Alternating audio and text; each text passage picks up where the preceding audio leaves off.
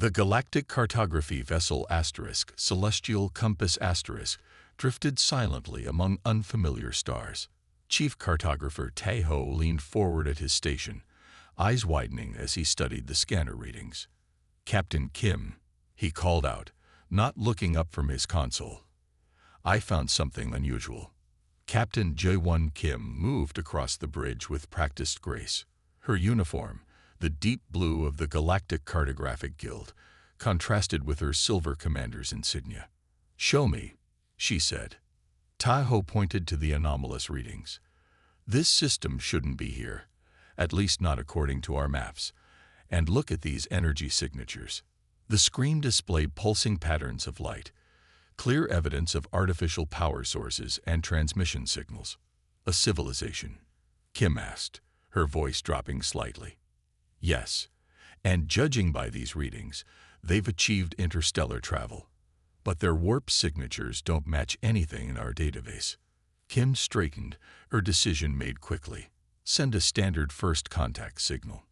Let's see who our new neighbors are." The bridge crew worked efficiently, preparing the complex series of mathematical sequences and simple visual patterns that formed the universal greeting used throughout the known galaxy.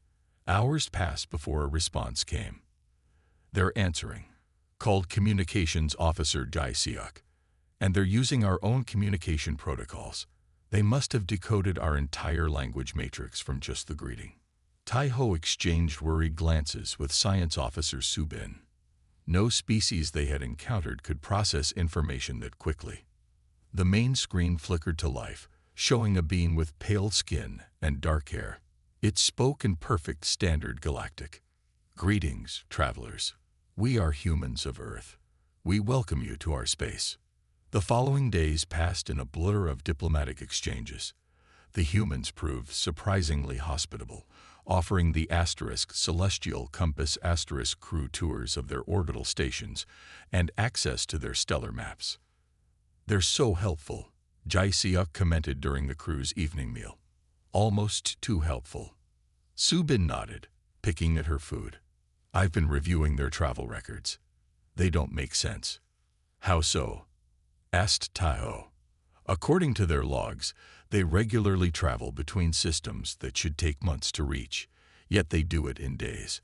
And the energy requirements for such journeys should be enormous, but their ships have power cores no larger than ours." Later that night, unable to sleep, Tae-ho returned to his station. He pulled up the scan data collected during their approach to the human system. Something had been bothering him, a discrepancy in the readings he couldn't quite identify. He isolated the data from when they had observed human ships in transit. The numbers didn't add up. According to all known physics, the human vessels should have been tearing themselves apart with the stresses they endured. Yet they moved smoothly, efficiently, as if the normal rules didn't apply. Tae-ho ran a three-dimensional model, watching as the simulation showed human ships traveling along routes that seemed to bend space itself. He added parameters, refined the model, but the conclusion remained the same. The humans weren't just traveling through space, they were somehow manipulating it. On impulse, he accessed the deep space sensors and directed them toward a human transport ship currently leaving the system. The readings made him gasp. The space around the human vessel wasn't just bending. It was folding, creating what looked like a shortcut through the fabric of reality itself. The ship didn't so much move through space as step from one point to another, bypassing the distance between. "This is impossible," he whispered to the empty room. The next morning, he shared his findings with Soo-bin in a quiet corner of the ship's observatory. "I've noticed something similar in their astronomical data," she admitted. "Their star charts don't match standard galactic positioning. It's as if their entire territory exists in a bubble where distance works differently." "Should we tell Captain Kim?" Soo-bin hesitated. "We need more evidence. Let's request permission to map a small section of their territory. If what we're seeing is real. If it's real, then everything we know about space travel might be wrong." Tae-ho finished. That afternoon, they made their request to the human representatives. The humans agreed immediately, their eagerness setting off warning bells in Tae-ho's mind. As he prepared the mapping drones that evening, Tai-Ho couldn't shake the feeling that they were stepping into something dangerous.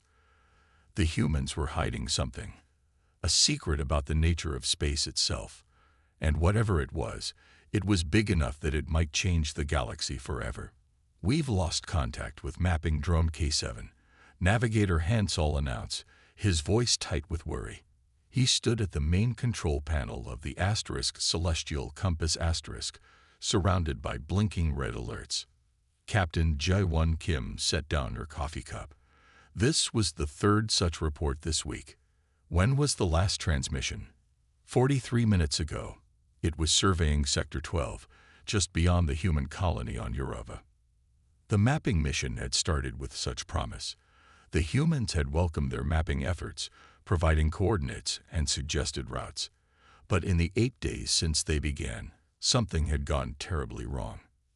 "Any word from junior cartographer Jun Seo?" Kim asked, already knowing the answer from Hansol's expression. "Still missing, Captain." His last communication placed him near what the humans call the Orion Spur. "Search teams have found nothing." Jun Seo had been a bright young cartographer, eager to test new mapping techniques in human space. His excitement had turned to confusion in his final transmission, where he reported that his instruments were seeing double and that space itself seemed to be breathing. Captain Kim called an emergency meeting with the human representative, Director Park, a tall man with a perpetual smile that never quite reached his eyes. "These disappearances are concerning," Kim said directly. 3 drones and one of our crew in just over a week." Director Park nodded sympathetically. "The Orion Spur has always been tricky to navigate. We have lost ships there ourselves over the years. There are gravitational eddies, radiation pockets, navigational hazards we've learned to avoid through bitter experience." "Our sensors detected none of these hazards," Tai-Ho pointed out. As chief cartographer, he had personally reviewed all the data. Park spread his hands. "Some phenomena in our space don't register on conventional sensors. That's why we recommended the routes we did." After the meeting, Tai-Ho felt unsatisfied. The humans' explanations were reasonable, yet something felt off. Why wouldn't these phenomena register on sensors that could detect the tiniest variations in cosmic background radiation? Later that evening, Subin burst into Tai-Ho's office without knocking. Her hair was disheveled, and she clutched an ancient data crystal in her hand. "I found something," she said breathlessly. "I've been digging through the ship's archives, searching for any historical records of this region." Tai-Ho gestured for her to continue. "There are warnings about this sector from 3 different civilizations, dating back millions of years." She inserted the crystal into Tai-Ho's reader. "The Ardanians called it the Breathing Void. The Telos Federation named it the place where ships vanish. And the ancient Moor Empire simply marked it as forbidden space. Approach means death." Tai-Ho frowned. "Why isn't this common knowledge?" "The records were buried deep in the xenorchaeology section. I only found them because I was researching spatial anomalies across all disciplines." Before Tai-Ho could respond, his door chimed again. A technician named Dong-hyun entered, looking pale. He carried a small container. "Sir, we recovered this from space debris near where drone K4 disappeared." He placed the container on Tai-Ho's desk and opened it, revealing a damaged memory core. "You got data from it?" Tai-Ho asked, feeling a surge of hope. "Partial, sir. The footage is corrupt, but there's about 10 seconds of clear visual." Dong-hyun connected the core to Tai-Ho's system. The screen flickered to life, showing a normal field of stars. For 4 seconds, nothing unusual happened. Then, without warning, space itself seemed to ripple, like fabric being folded by invisible hands. The drone's indicators flashed wildly, measuring impossible energy readings. Then the stars themselves bent, forming a tunnel-like structure. The last frame showed the drone being pulled toward the center of the fold before the screen went black.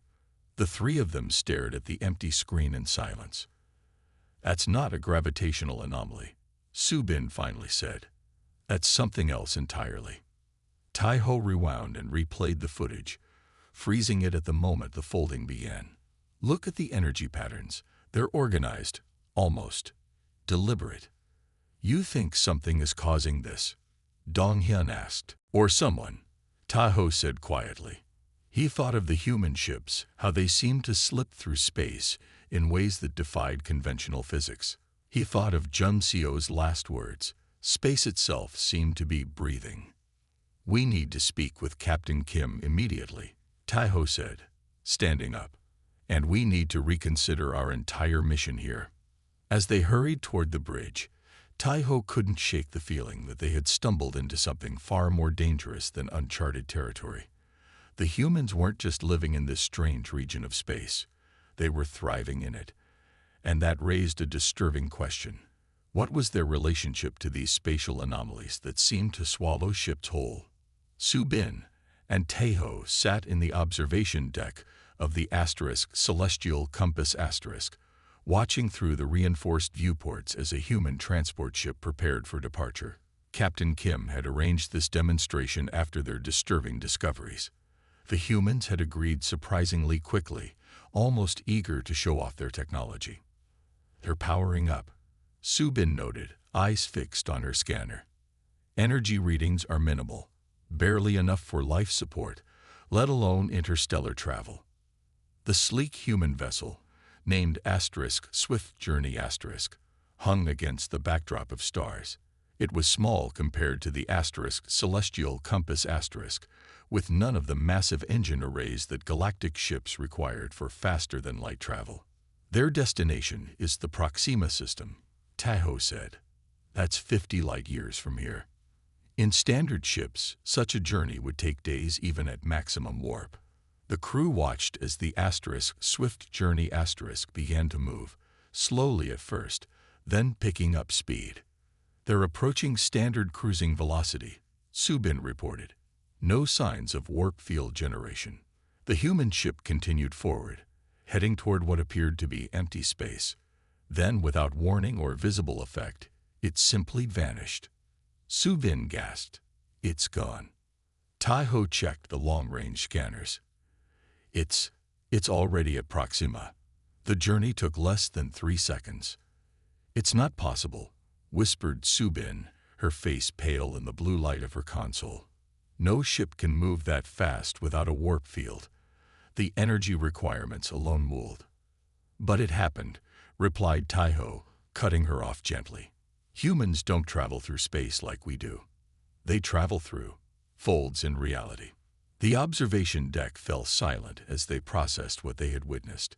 It defied everything they knew about physics, about the very nature of space itself. The next day, Captain Kim arranged an interview with a human navigator named Do Hyun. He was young for his position, with bright eyes and an easy smile. They met in a conference room aboard the Celestial Compass. We appreciate your willingness to discuss your navigation methods, Captain Kim began formally. Do Hyun nodded. Happy to help, though I'm not sure what there is to explain. Our methods are pretty basic. Basic? Taho couldn't hide his surprise. You traveled 50 light-years in seconds. Do Hyun looked confused. Yes, that's standard speed for a cargo run. Could you explain exactly how your ships accomplish this? Subin asked. We just go from here to there, Do Hyun explained, gesturing with his hands as if it were the simplest thing in the world. There are natural paths. Can't you see them? Taho exchanged glances with Captain Kim. No, we can't. Do Hyun looked genuinely surprised. That's strange. They're so obvious. Could you describe these paths? Taho pressed. Do Hyun frowned, thinking. It's like, imagine space is a piece of paper. Most ships try to travel across the surface of the paper, going the long way around. But if you fold the paper, you can connect 2 distant points. He demonstrated by folding an actual piece of paper and poking a hole through both layers. We just use the folds that are already there. And you can see these folds? Subin asked. Of course. They look like shimmering lines, I guess. They connect everything. Some are stronger than others, more stable. Those are the ones we use for established routes. Captain Kim leaned forward. And have you always been able to see these paths? For as long as I can remember. All humans can, can't you? He looked genuinely puzzled. The revelation stunned them into silence. It wasn't just human technology that was different. It was the humans themselves. 2 days later, Captain Kim and Taiho stood on the bridge of the Celestial Compass *, watching on the main view screen as a human military vessel conducted a longer demonstration. This time, they had calibrated every sensor to capture the event. The human vessel, a sleek patrol ship called Horizon Breaker *, approached what appeared to be completely empty space. Our sensors detect nothing unusual in that sector, reported Hansel from his station. Yet the human ship moved with purpose, as if following a clear path. When it reached a specific point, it paused.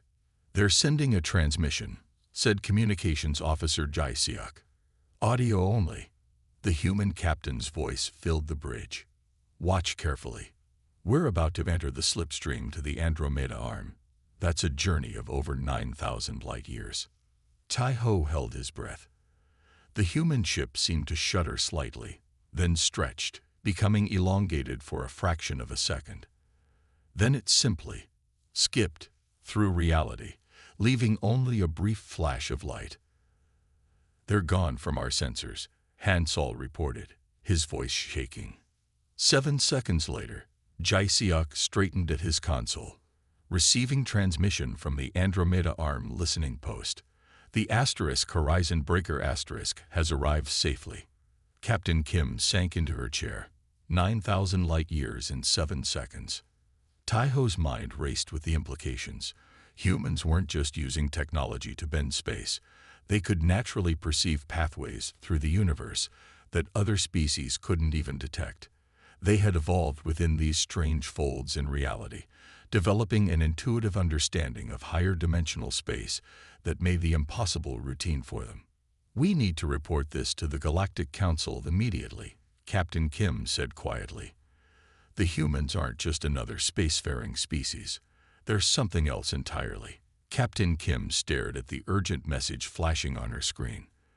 The Galactic Council seal pulsed red, marking a priority that she had never seen in her 20 years of service.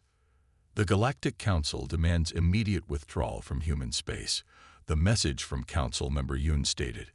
"This is a Level 1 directive. All mapping operations must cease. Return to Galactic Central Space immediately."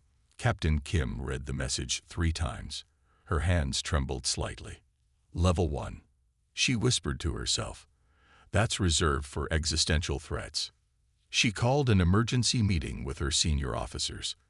Taiho and Subin arrived first, followed by Navigator Hansol and Security Chief Minji. "The Council has ordered us to leave human space at once," Kim told them. They classified this as a Level 1 situation. Level 1.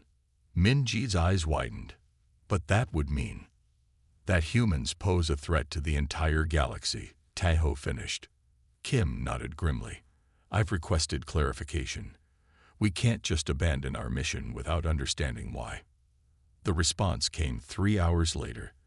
A secure transmission from 3 senior council members. Their faces appeared grave on the view screen. "Captain Kim, what we are about to share is classified at the highest level," began Counselor Da-hyun. "Your discovery about human navigation is not new. The Council has known for centuries." "Then why send us here?" Kim asked. "Your mission was meant to be brief. Observe from a distance and leave," replied Counselor Ba. "But you went further than any previous expedition." "There have been others. 3 previous expeditions to map that region ended in disaster," Counselor 1 explained. "Each time, contact was lost after they began studying human space travel. The spatial anomalies aren't just natural phenomena," added Counselor Da-hyun. "They respond to human presence. The humans are somehow linked to them." Kim thought of the human navigator's words, "Can't you see them?" Meanwhile, across the solar system, Admiral J of Earth's Space Command sat in a large meeting room with his senior staff. They reviewed the data shared by the alien visitors. so they can't see the pathways? Admiral J asked, leaning forward. Not even with their advanced sensors. No, sir, replied Science Director Hyun. From what their chief cartographer said, the concept is completely foreign to them. They travel through space linearly. Admiral J couldn't hide his smile. You mean other species can't navigate the pathways at all? He asked during the next diplomatic meeting with Captain Kim's team. His expression revealed he was already calculating the strategic advantage. Not without human guidance, Taeho confirmed. Our ships lack both the sensors to detect these folds and the technology to utilize them. Admiral J nodded slowly. Interesting. Very interesting. Later that week, the humans invited the alien delegation to witness an experimental jump. They had developed new technology they claimed could create artificial pathways, not just use existing ones. Captain Kim was hesitant, but the council ordered her to attend. Gather all possible data, Counselor 1 instructed. We need to understand the full extent of human capabilities. The demonstration took place near Jupiter's orbit. The celestial compass maintained a safe distance as the human experimental vessel Pathfinder prepared for its jump. They're attempting to create a new fold in space, Su Bin explained, watching her sensors, something they've never done before. The human ship activated its drive system. Energy readings spiked on the alien sensors. The space around the Pathfinder began to shimmer, much like the effect they had observed during previous jumps. But something was wrong. The shimmer became a violent ripple. Alarms blared across the celestial compass bridge. Energy readings off the scale. Su Bin shouted. They're losing control. The space around the Pathfinder twisted violently. A huge tear appeared, not a controlled fold, but a rip in the fabric of space-time itself. The human ship was pulled toward it, disappearing in a flash of light that blinded the sensors. When the screens cleared, the tear had grown. Stars near it were being stretched, pulled toward the rift like water down a drain. 3 star systems in the path of the rift are showing gravitational collapse, Hansol reported, his voice shaking. Their space-time is compressing. For 6 terrifying hours, the rift expanded. The celestial compass retreated to a safe distance, powerless to help. Then, as suddenly as it had appeared, the rift began to shrink. It sealed itself with a final flash of energy that washed over their sensors. When it was gone, 3 uninhabited star systems had vanished with it. Admiral J's face appeared on their communication screen. For the first time, he looked shaken. We miscalculated, he said quietly. We didn't understand the forces we were dealing with. Captain Kim's reply was cold. No, Admiral, you didn't, and now 3 star systems have paid the price. That night, as the celestial compass prepared to leave human space, Taeho stood on the observation deck, looking back at the blue planet that had changed everything. They're not just dangerous because they're different, he told Su Bin. They're dangerous because they don't fully understand what they are. The Grand Hall of the Galactic Council fell silent as Taeho stepped up to the speaker's platform. 500 representatives from across the galaxy watched him, their faces showing mixtures of fear, curiosity, and doubt. The disaster that destroyed 3 star systems had shaken the entire galactic community. Taeho took a deep breath and began the presentation he had spent weeks preparing. Humans exist partially in higher dimensions, he explained, his voice steady despite his nerves. They evolved within these spatial anomalies, giving them an intuitive understanding of multidimensional travel that other species can't comprehend. The hall remained silent as he showed the evidence, sensor readings, testimonies from human navigators, and footage of human ships moving through what appeared to be solid space. Their brains processed spatial information differently than ours. Su Bin added from her position next to Taeho. They naturally perceive what we would call shortcuts through the universe, folds in spacetime that allow nearly instant travel across vast distances. A council member from the Regelian system stood up. If what you say is true, these humans represent both a threat and an opportunity. Their abilities could revolutionize galactic travel, but that tear in spacetime proves they're dangerous. Captain Kim stepped forward. The incident was caused by humans attempting to artificially create what comes naturally to them. They've agreed to stop such experiments. The debate lasted 3 days. Every aspect of human physiology, psychology, and their relationship with spacetime was analyzed. Finally, Council Leader Min called for a vote. The decision was unanimous. Human space would receive a permanent Do Not Map designation. All vessels would be warned to avoid the region unless accompanied by human guides. We cannot risk further spatial tears, Council Leader Min declared. But we also cannot ignore the potential benefits of cooperation with humans. At the Earth Embassy, Admiral J received the news with a mixture of disappointment and relief. The humans would not be able to expand as freely as he had hoped, but neither would they be isolated. They fear us, he told his staff. But they need us too. Over the following weeks, Admiral J and Council Leader Min negotiated the terms of a new alliance. Humans would serve as navigators for galactic ships, providing safe passage through their territory. In exchange, they would receive technological and cultural exchange opportunities. We will train a special corps of human navigators, Admiral J promised. They will help your ships travel safely through our space using the natural pathways. 6 months later, Taiho stood on the observation deck of the Celestial Compass *, now redesigned for deep space exploration with human assistance. They were preparing for the maiden voyage of this new cooperation, a journey that would have taken years now reduced to mere days. A human pilot named Ji-Soo joined him at the viewport.